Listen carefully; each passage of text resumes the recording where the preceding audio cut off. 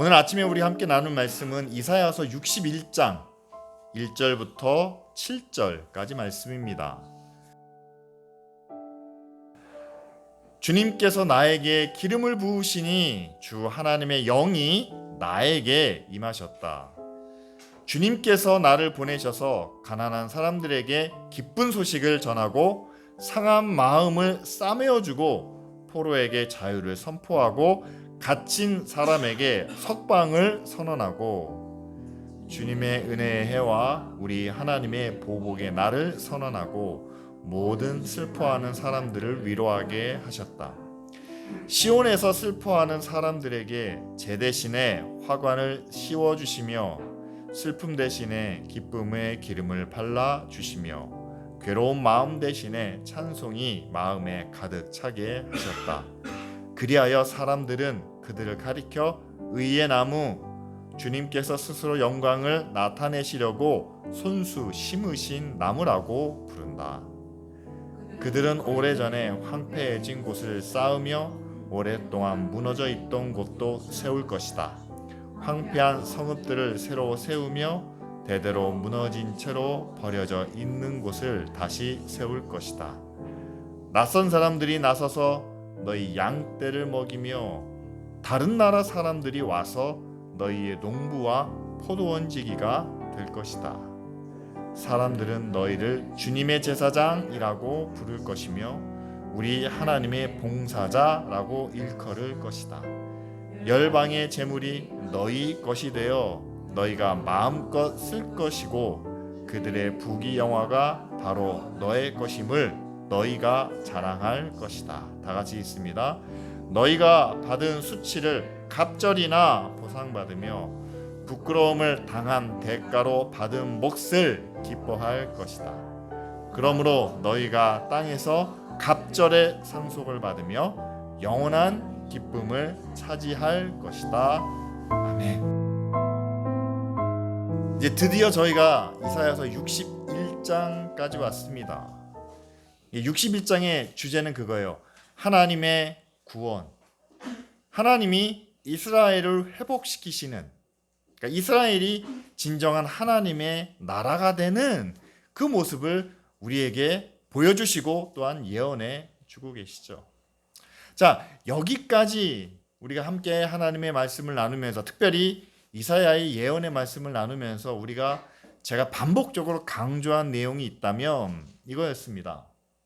여러분, 하나님의 구원은 그저 막연하고 추상적이고 세상의 모든 것이 다 끝나면 그때 돼서야 이제 하나님과 예수 그리스도가 짠 하고 나타나셔서 영원히 죽지 않는 그 나라가 우리에게 임한다. 사실 이거는 우리가 굉장히 개념적으로 영적으로만 이해할 수 있는 그런 하나님의 구원 그리고 하나님의 나라죠. 그런데 이사야가 전해주고 있는 오늘 우리가 함께 읽은 말씀도 여러분 그렇게 개념적이고 영적인 부분만을 말해주고 있지 않습니다. 오히려 우리에게 굉장히 현실적이고 실제적인 그런 내용을 말씀해 주신다는 사실이죠. 앞부분에 보면 하나님이 우리를 통해서 하나님의 구원을 선포하게 하시는데 그 구원을 받는 대상이 세 가지 부류가 나옵니다. 첫째는 가난한 사람들. 여러분, 가난한 사람들에게 얼마나 하나님의 구원이 간절하겠습니까? 오늘 먹을 것이 없는, 오늘 뭐 하고 살아야 되는지 모르는 그런 사람들에게. 두 번째는 상처를 입은 사람들입니다. 상한 마음을 가진 사람들. 여러분, 우리나라가 OECD 국가들 가운데서 자살률이 가장 높다라는 거, 글쎄 가장 높은지 최근 기록은 잘 모르겠어요. 근데 가장 높은 축에 속합니다. 여러분은 왜 그렇게 스스로 목숨을 포기하는 사람들이 많을까요? 예전보다 더 살기 힘들어서, 먹을 것이 없어서, 불안해서, 전쟁의 위험 때문에 그럴까요? 아니죠. 그들의 마음속에 또한 그들의 영혼 가운데 사람으로부터든 환경으로부터든 아니면 그 무엇으로부터든 그 마음에 받은 상처 때문에 그것을 스스로 이겨내지 못하는 가운데 정말 두려운 가운데 그 목숨을 스스로 포기하는 것이 아니겠습니까? 세 번째로는 갇힌 사람, 억압받은 사람, 포로들에게 하나님의 구원이 이루어질 것을 말씀하게 하시는 겁니다. 자, 이 세 가지 대상만 봐도요, 정말 얼마나 현실 속에서, 실제 삶 속에서 하나님의 구원이 필요한지를 우리는 알 수 있게 되죠. 따라서 여러분, 교회가 말하는 구원이 영원 끝에 이루어지는, 내가 죽은 후에야 볼 수 있는 그런 구원이 아니라는 사실을 오늘 우리가 함께 나누기 원합니다. 여러분은 마음이 가난하시다면, 아니 현실적으로 재정적으로 가난하시다면 오늘 말씀을 통해서 하나님의 구원을 여러분들이 약속받고 또한 그 구원을 소망하시기 바랍니다. 우리 주변에 정말 마음에 상처 입은 사람들이 많아요. 제가 가장 가슴 아픈 것은 목사에게 상처 입은 분들, 교회에서 상처 입은 분들이 참 많습니다. 교회 안 나오는 분들 가운데 왜 안 나오십니까? 성경을 믿지 않아서 안 나오는 분들도 있지만요, 왜 성경을 믿지 않게 됐습니까? 교회가 나한테 상처를 입혔다. 목사가, 믿는 사람이 나를 힘들게 했다. 그래서 난 더 이상 그들이 믿는 하나님과 성경을 믿지 못하겠다라는 분들이 많습니다. 여러분, 정말 우리 주변에, 아니 우리 자신이 누군가로부터 마음의 상처를 입었다면, 극복하지 못할 그런 아픔을 경험하고 있다면, 여러분, 하나님의 구원이 오늘 말씀을 통해서 우리 모두에게, 또한 그 상처 입은 사람들에게 임하기를 원합니다. 그리고 마지막으로는요, 여러분, 포로가 꼭 감옥에 갇혀 있어야만 포로가 아니죠. 뉴스에 보니까 그러더라고요. 지금 가자 지구가 천정이 열려 있는 그런 감옥이라는 표현도 들었습니다. 여러분, 우크라이나에는요, 1년 넘게 전쟁이 지속되고 있습니다. 얼마나 두렵고, 얼마나 힘들고, 얼마나 걱정과 근심이 가득할까요? 그런데 그걸 피하고 싶지만, 밖으로 나가고 싶지만 나갈 수 있는 방법이, 나간다고 해서 자신들이 자유와 평안을 누릴 수 있다라는 보장이 없기 때문에 그들은 두려움을 안고 그 나라 속에서, 그 지역 속에서 살아가고 있죠. 여러분, 그것이 감옥이 아니겠습니까? 우리나라에도요, 여러분, 보이지 않는 감옥들이 참 많아요. 이렇게 살고 싶지 않은데, 이건 내가 원하는 삶이 아닌데 그 삶에서 벗어나지 못하는, 그 밖으로 나가지 못하는, 여러분, 그것도 보이지 않는 감옥이 아니겠습니까? 사회의 굴레에 갇혀, 또한 강자의 억압에 눌려 그렇게 갇힌 상황 속에 살고 있는 사람들에게도 오늘 말씀은 하나님의 구원을, 또한 하나님의 자유와 평안을 말씀해 주신다는 사실이죠. 이처럼 여러분, 하나님이 우리에게 주시는 구원과 평안과 우리에게 주시는 그 기쁨과 찬양을 막연히 그냥 영으로만 느끼는 것으로 이해하지 마시고, 내가 죽은 다음에야 얻을 수 있는 것으로 여기지 마시고, 지금 우리의 현실 속에서 이루어질 수 있는 것으로 우리가 함께 바라볼 수 있기를 원합니다. 그렇다면 그 구원을 하나님은 과연 어떻게 우리에게 이루어 주시는가? 2절 말씀에 보면 이런 구절이 나옵니다. 주님의 은혜의 해와 우리 하나님의 보복의 날을 선언하고 모든 슬퍼하는 사람들을 위로하게 하셨다. 선지자에게 주신 말씀이죠. 그런데 여기 두 가지 좀 상반되는 개념이 나옵니다.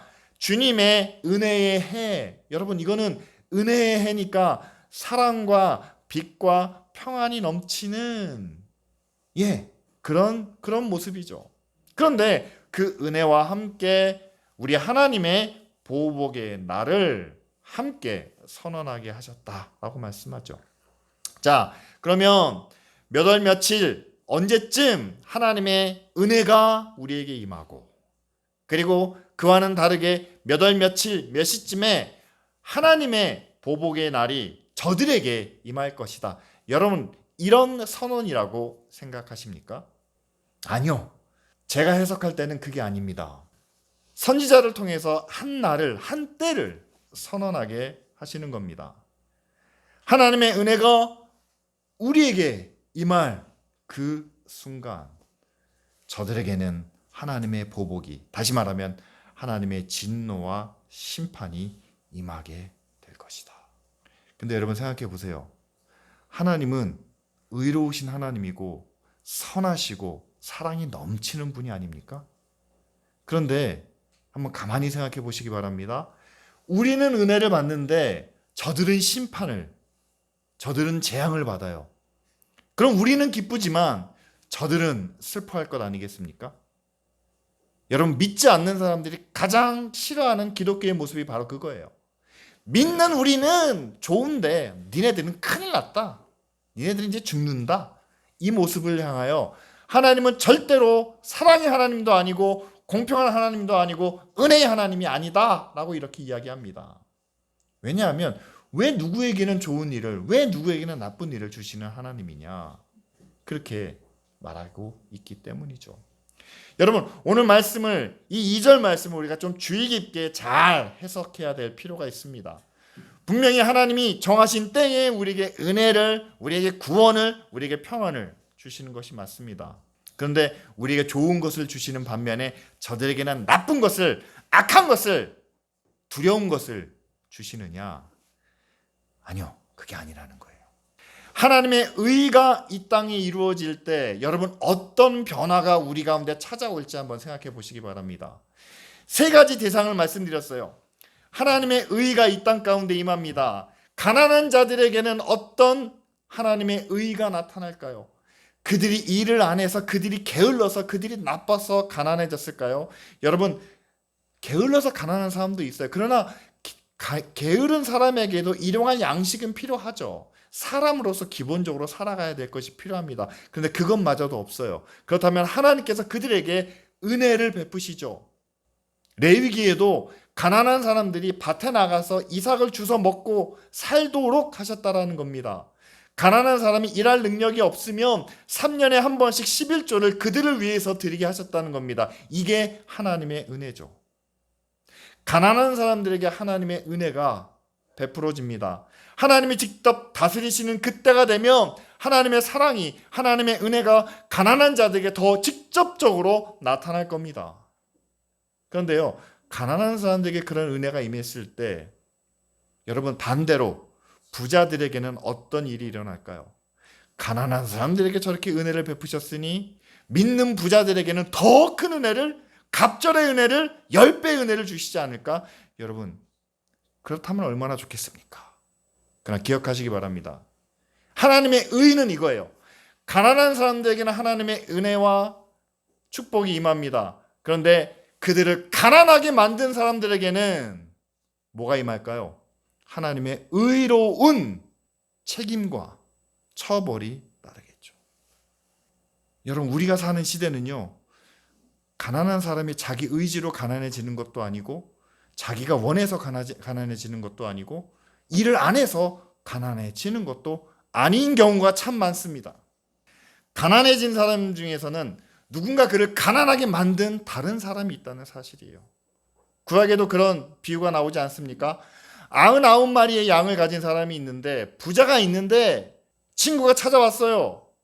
친구를 대접하기 위해서 뭔가를, 자기 것을 드려야 되는데, 친구를 위해서 희생해야 되는데 자기 걸 드리기 싫으니까 옆에 있는 이웃에게 가가지고 한 마리밖에 없는 그 양을 잡아다가 친구를 대접합니다.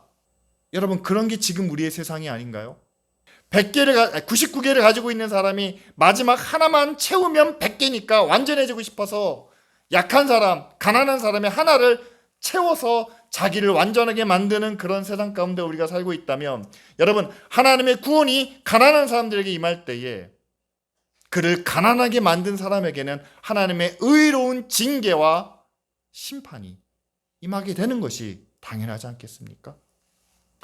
상처 입은 사람들이 참 많습니다. 상처 입은 사람들에게 하나님의 구원이 임한다면, 그들에게 상처를 준 교회가 있다면, 그들에게 상처를 준 목사님들이 있다면, 장로님들이 있다면, 누군가가 있다면, 여러분, 상처 입은 사람들을 치유하시고 온전하게 하실 때 상처를 준 사람들에게는 그 책임을 묻지 않으실까요? 마지막으로 우리를 갇히게 만드는, 우리를 억압하는, 우리를 포로 삼은 그들에게 하나님께서 자유와 평안을 허락해 주실 때 그들을 억압하고 그들을 포로로 만들고 자기는 실컷 마음껏 누리면서 상대방의 자유와 권리와 혜택을 자기 이하로, 자기 발밑에 두는 그런 사람들을 향하여 하나님께서 무엇을 하시겠습니까? 이 사람들에게 자유와 평안을 주시기 위해서는 지금까지 마음껏 누리는 사람들의 자유와 그 혜택을 줄여나가고 오히려 그들을 더 갇히게 하는, 그것이 하나님의 평등하게 하시는 그런 계획이 아닐까요? 여러분, 그것이 오늘 2절 말씀에 나오는 겁니다. 하나님이 우리에게는 은혜의 해를 비추시는 동시에 저들에게는 보복의 날을, 하나님이 그들을 칼로 베고 그들의 가진 재산을 다 빼앗고 그들을 억울하게 만드시는 것이 아니라 하나님의 의가 그들에게도 나타나도록 하신다라는 그런 말씀이죠. 따라서 여러분, 우리가 하나님의 구원을, 특별히 우리의 부족한 것을 향하여 우리의 아픈 마음을 위로해 주시고 뿐만 아니라 우리가 자유롭지 못한, 우리가 평안하지 못한 것 때문에 우리는 하나님의 구원을 간절히 바랍니다. 그런데 그 구원이 우리 가운데 임하실 때 여러분, 하나님의 의로운 계획과 기준 가운데 임한다는 것을 꼭 기억하시길 바랍니다. 하나님은 우리의 필요를, 우리의 부족한 것을 채우실 뿐만 아니라 우리보다 훨씬 더 부족하고 연약한 저들을 위해서도 채워 가신다는 사실이죠. 그렇다면요, 여러분, 하나님의 구원은요, 가진 사람을 더 많이 가지게 하시는, 부족한 사람들을 통해서 부자들을 채우시는 것이 아니라 여러분, 부자들의 가진 것을 통해서 가난한 사람들을 채우시는, 그래서 서로 격차를 줄여가시는, 평등하게 만들어 가시는, 그것이 바로 하나님의 의로운 구원이라 저는 믿습니다. 많은 상처로 인해서 괴롭고 아파하는 사람들에게 치유를 주실 뿐만 아니라 이제는 누군가를 향하여 상처 줄 수 있는 말을, 또한 상처 줄 수 있는 그런 힘과 권력을 막으시고 더 이상 다른 사람들을 차별하지 못하도록, 다른 사람들을 억누르지 못하도록 막으시는 것이 저는 하나님의 구원이고 하나님의 의라 믿습니다. 뿐만 아니라 모두에게 자유와 평안을 주시는, 갇혀있지 않게 하시고 억눌리지 않게 하시는 바로 그 하나님의 구원이 우리 가운데 임해야 하지 않을까요? 그렇습니다. 여러분, 역사적으로 보면은요, 저는 모든 교회라고 말씀드리고 싶지만 현실적으로 모든 교회는 아니에요. 그런데 하나님의 말씀과 하나님의 의와 하나님의 뜻대로 이 세상을 구원하고자 한 교회들은 여러분, 세상에서 가난한 자리에 많이 있었습니다. 그리고 사람들로부터 여러 가지 이유로 인해서 상처를 입기도 했습니다. 뿐만 아니라 하는 일마다 반대를 부딪히고 적들을 만나서 정말 뭐 하나 자유롭게 할 수 없는 그런 가운데 살아왔던 그런 교회들이 참 많이 있죠. 저는 하나님께서 그런 교회들을 부족한 것을 채워서 또한 상처 입은 것들을 치유해 주셔서 진정한 자유와 평안함과 또한 기쁨을 주셔서 이 땅에 하나님의 교회로 온전히 세워지게 하실 줄 믿습니다. 그런 교회에 대한 약속이 3절 말씀에도 이어지고 있습니다. 여러분, 3절의 말씀에 보면 우리가 제 대신 화관을, 슬픔 대신 기쁨의 기름을, 이 부분은 찬양을 통해서 우리가 잘 알고 있지만, 근데 누구에게 이런 하나님의 구원이 임하시느냐? 앞부분에 보면 시온에서 슬퍼하는 사람들에게 이런 은혜가 임한다, 이런 구원이 임한다 라고 성경은 말합니다. 자, 시온에서 슬퍼하는 사람들이 과연 누굴까요? 지금 이사야서가 기록되어 있는 그 시대에, 또한 이 이사야서 책을 읽었던 사람들은 대부분 다 포로기를 앞두고 있거나 또한 포로기를 경험했던 사람들이죠. 다시 말하면 예루살렘 성이 멸망을 당하는 것을 경험했거나 아니면 그 직전에 있던 사람들입니다. 따라서 시온에 슬퍼하는 사람들, 예루살렘의 멸망을 바라보며 슬퍼하는 사람들이겠죠. 그런데 여러분, 여기에는 좀 어폐가 있다는 거 아십니까? 유대인들에게, 이스라엘 백성들에게 시온은요, 하나님의 임재를 상징을 합니다. 따라서 구약의 이스라엘 백성들은요, 예루살렘 성전은 절대로 무너지지 않고 멸망하지 않는다라고 그들은 그렇게 믿고 있었습니다. 따라서 시온에서 슬퍼한다는 것은 굉장히 어폐가 있는 말이에요. 하나님이 함께 하시는데 어떻게 슬퍼합니까? 라고 그들은 반문한다는 거죠. 그런데 분명하게 나옵니다. 시온에서 슬퍼하는 사람들에게. 하나님의 임재 가운데 우리가 있을지라도 우리가 슬퍼할 수 있다라는 거죠. 자, 성령이 우리 가운데 함께 하시면 우리는 늘 평안하냐? 늘 기뻐하냐? 늘 부족함이 없느냐? 그게 아닙니다. 하나님이 우리 가운데 임재하셔도 우리는 슬퍼할 수 있다라는 거죠. 무엇 때문에 슬퍼하나요? 앞에서 말한 대로 내가 가난하기 때문에, 내가 상처 입어서, 아니면 내가 자유롭지 못해서, 위험해서, 여러 가지 이유가 있겠죠.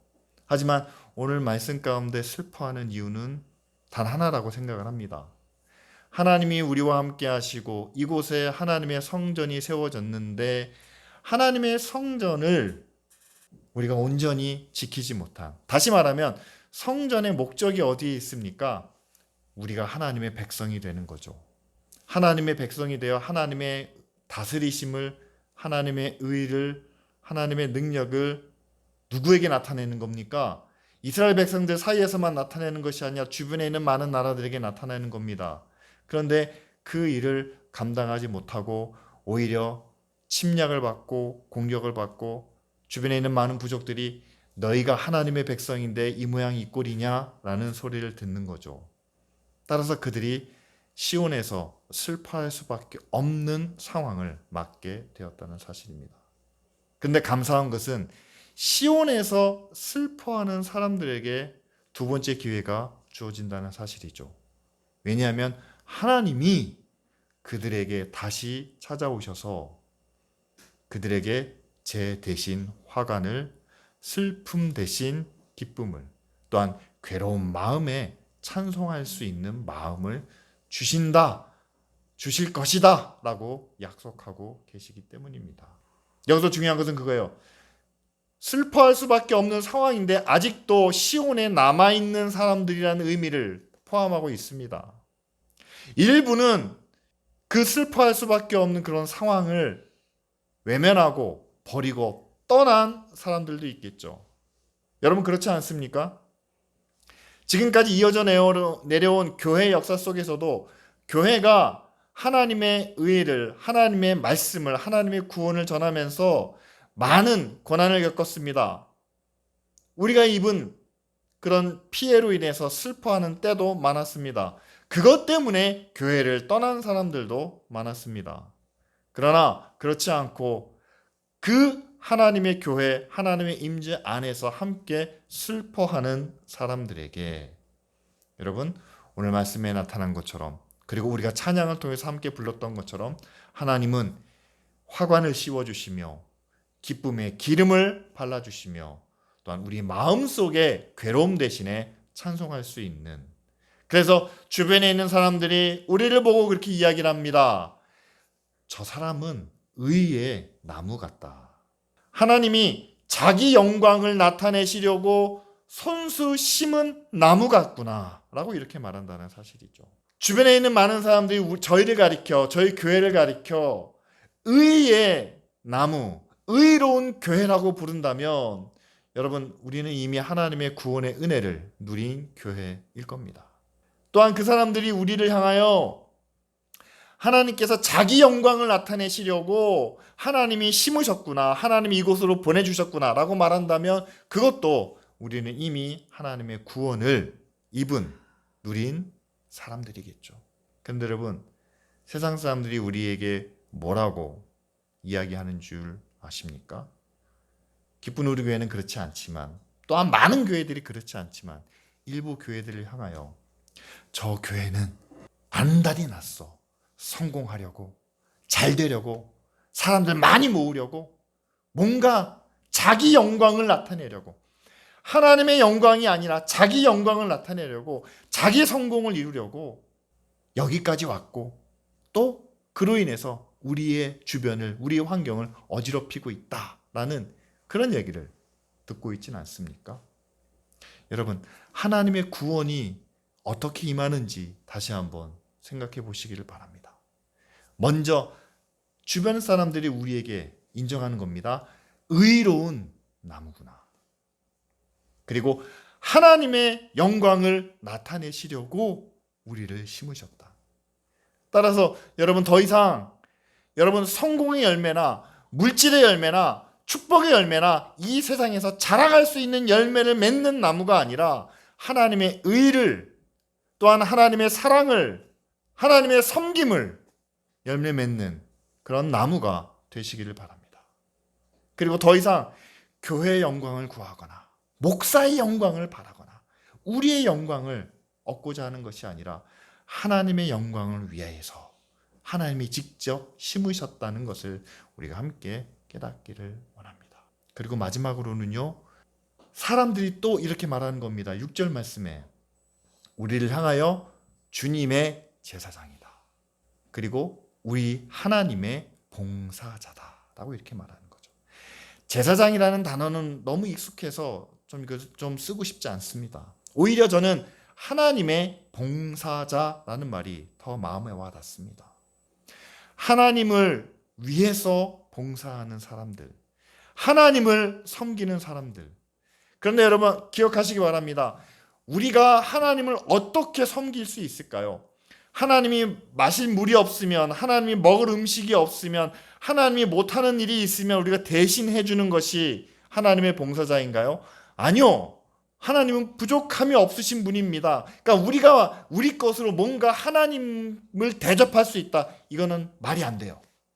그러니까 하나님께 뭘 드린다라고 했을 때, 하나님이 받으신다고 했을 때 그것이 하나님께 이익이 되는 일, 그거는 좀 갸우뚱하는 생각이 듭니다. 왜냐하면 그분은 부족함이 없으시거든요.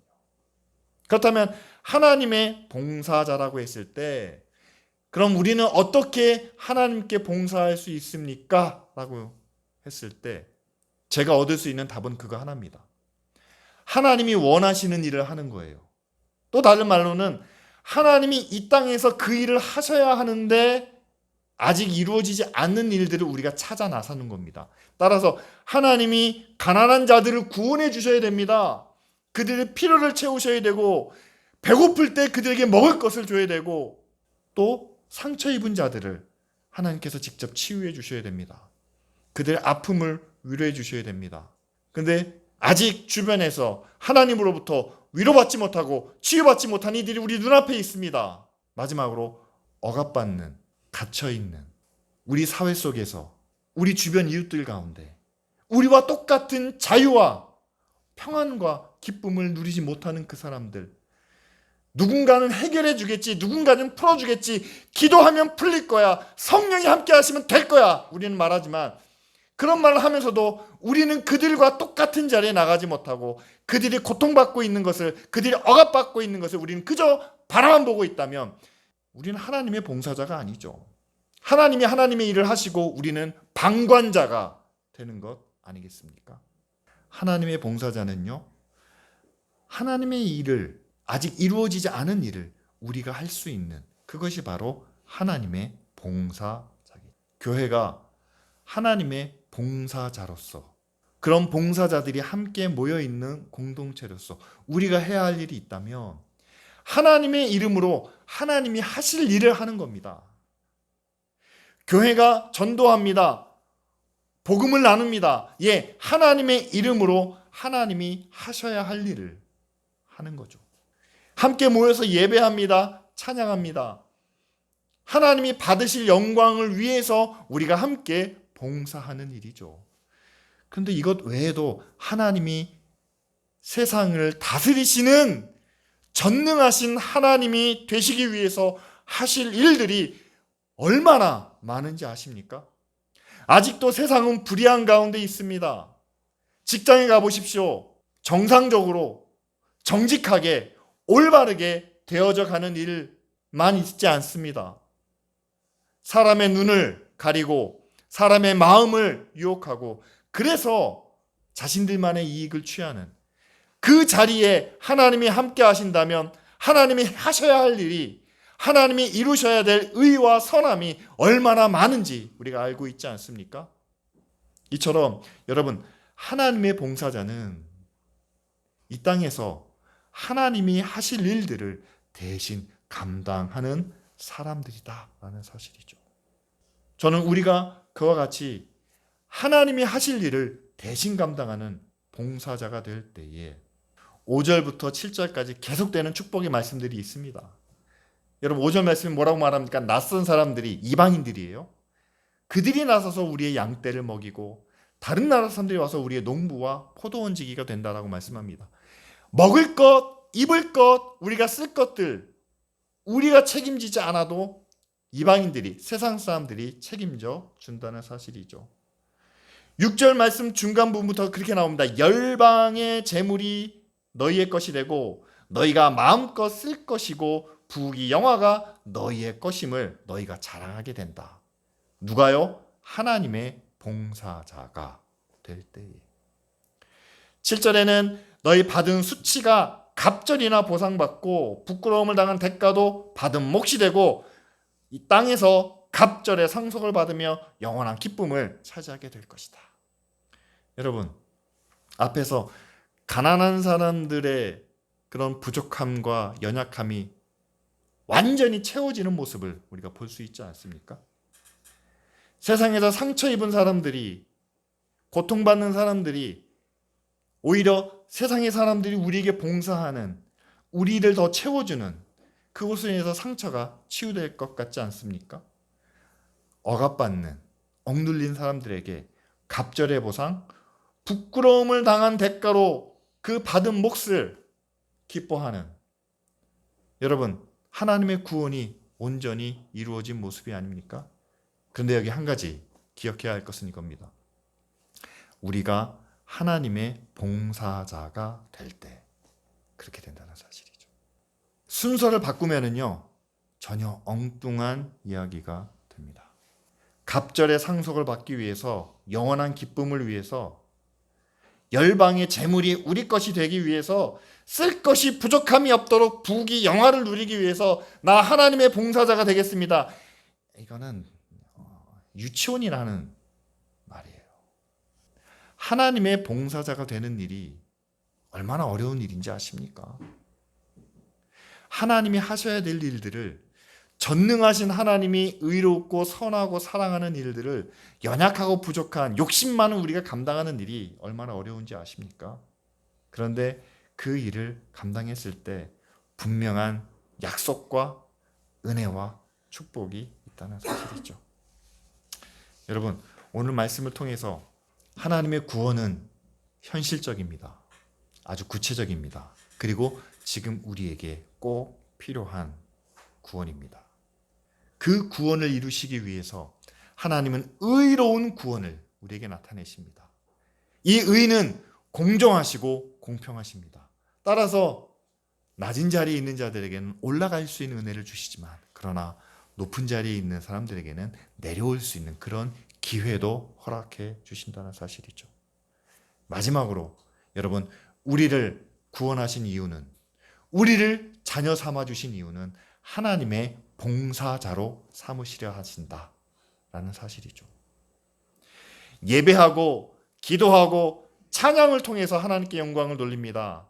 그리고 이 땅에, 이 어두운 땅에, 이 악한 상황에, 또 이 불의한 환경 가운데 하나님이 하실 일들을 우리를 통해서 나타내시는, 그 일을 감당하게 하시는 그런 봉사의 일을 우리에게 맡겨 주셨습니다.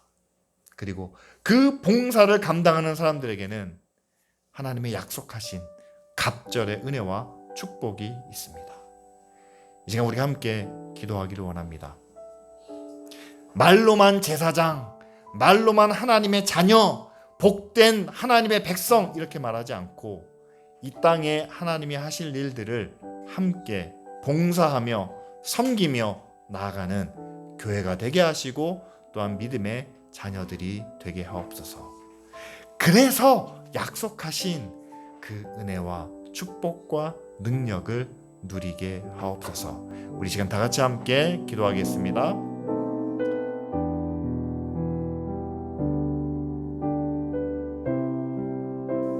하나님 앞에 감사드리며 간절한 마음으로 기도합니다. 예수 그리스도의 십자가의 은혜로 우리를 구원하시고 자녀 삼아 주셨사오니 하나님, 이제부터는 하나님의 자녀가 되어 또한 하나님께서 맡겨주신 그 믿음의 일을 감당하는 그런 제사장과 같은 하나님의 봉사자로서의 삶을 살아가는 저희들 되게 하여 주시옵소서. 이 땅의 가난한 자들을 돌보기 원하시고 상처 입은 자들을 치유하기 원하시며 억압받고 눌린 자들, 포로된 자들을 자유롭고 해방시켜 주시기를 원하시는 주님, 이제는 그 뜻을 우리가 함께 나누어 지기 원합니다. 이 땅에서 어려움 당하며 지친 가운데 있는 또한 억울한 일로 괴로워하는 그들을 그저 바라만 보는 저희가 아니라 아버지 하나님, 그들에게 주님의 손길을 경험하며 하나님의 은혜와 사랑을 함께 나눌 수 있도록 주님 사용하여 주시옵소서. 교회가 그 일을 감당하기 위하여 탄자니아와 또한 광주에 있는 다문화 가정을 함께 섬기고 있사오니 그 일을 통하여 정말 이 땅 가운데 하나님의 다스리심이, 하나님의 은혜와 사랑이 나타나게 하여 주시옵소서. 아버지 하나님, 약속하신 은혜와 축복을 간절한 마음으로 바라며 기도합니다. 아버지 하나님, 정말 이 땅에서 우리가 수치를 당할 때마다, 부끄러움을 당할 때마다 아버지 하나님, 정말 하나님께서 갚아주시는 은혜가 있음을 깨닫고 아버지, 보다 당당하고 또한 보다 용기 있게 하나님의 의를 나타내며 살아가는 저희들 되게 하옵소서. 예수 그리스도의 이름으로 기도드립니다. 아멘.